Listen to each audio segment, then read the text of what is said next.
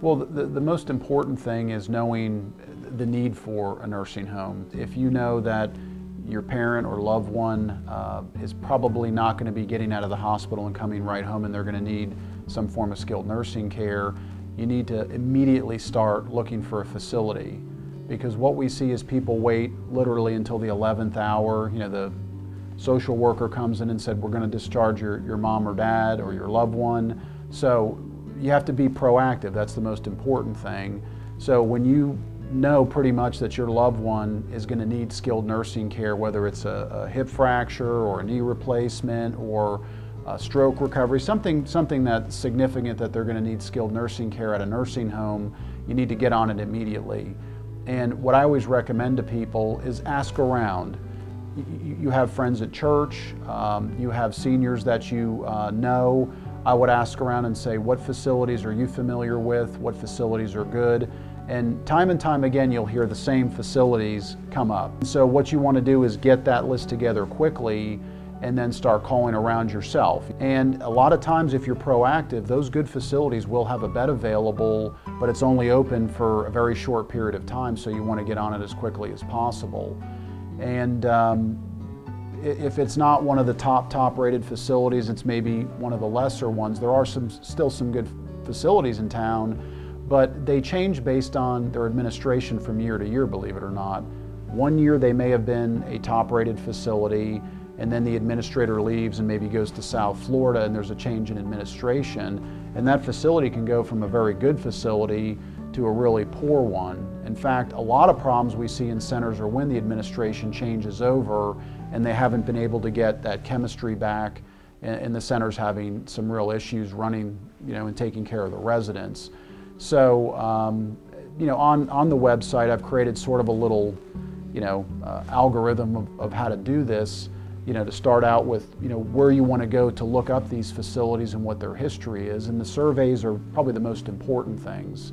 Every 13 months, the state will come in and survey both for the state and the federal government, and they're very, very thorough. They know what to look for, they know where to look for it, and the centers know they're coming, okay?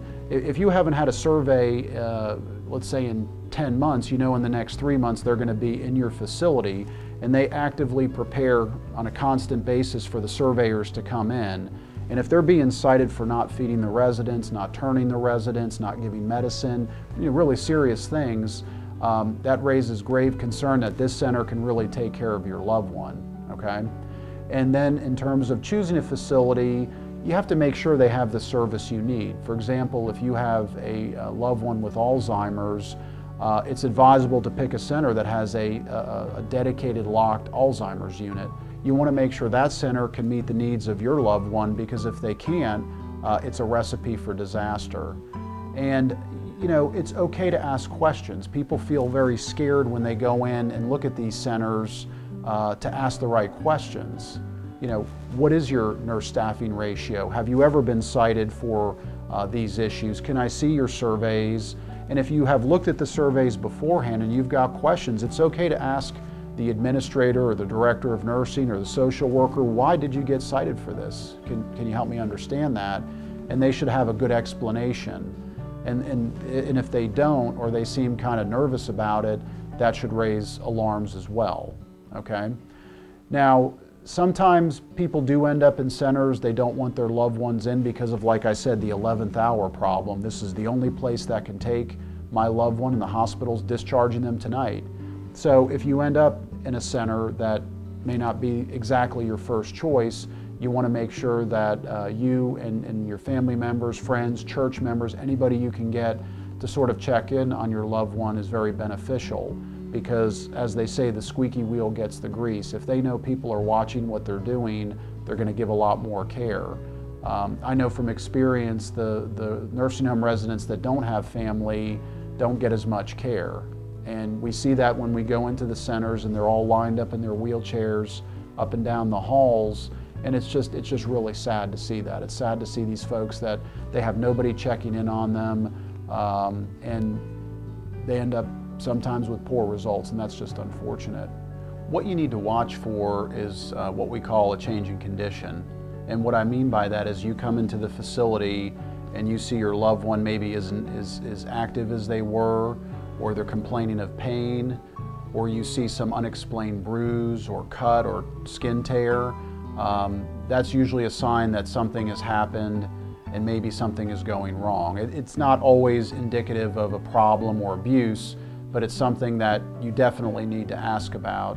And what we recommend is if you see a change in condition in your loved one, if their loved one's obviously able to answer the question, ask them, what happened? And they can usually give you an answer. If they can't, you want to get the charge nurse in, and if necessary, the director of nursing as well, and say, look, what happened here? Changes in skin condition are very, very serious in nursing homes because of the risk of bed sores. And what we see a lot of times is because of low staffing levels, residents aren't being, turned and repositioned like they're supposed to. And what starts out as a seemingly purple spot or maybe something that doesn't seem like a big deal, within 48 hours is a huge deal. And now they either need to go to the hospital, or you're talking about months and months and months of treatment to heal that bed sore. So when you notice a change of condition, you want to be very proactive. Don't wait a day or two. Don't see how it's going to be. If you notice a significant change in condition, you want to get on it right away and make sure it's reported.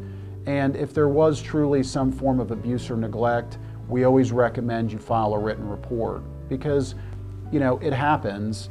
Sometimes it may not even be an intentional neglect. It just may be the nurse or the certified nursing assistant maybe missed something, but you want to document it so the facility can take care of it, and that way it's on the record if it ever happens again. Obviously, if there's a major change in condition to where you feel like the safety of your loved one is jeopardized, you need to personally call 911 and have them taken to the hospital. Don't wait for the nursing home to do it, because sometimes they'll tell you, well, let's just watch it, we're going to monitor it, and then we've seen cases where unfortunately residents have passed away, or a small skin condition has blown into a huge stage 4 bed sore that requires months of hospitalization, unnecessary pain, unnecessary medicine. So if something is significant, really significant, we would recommend you call 911, okay?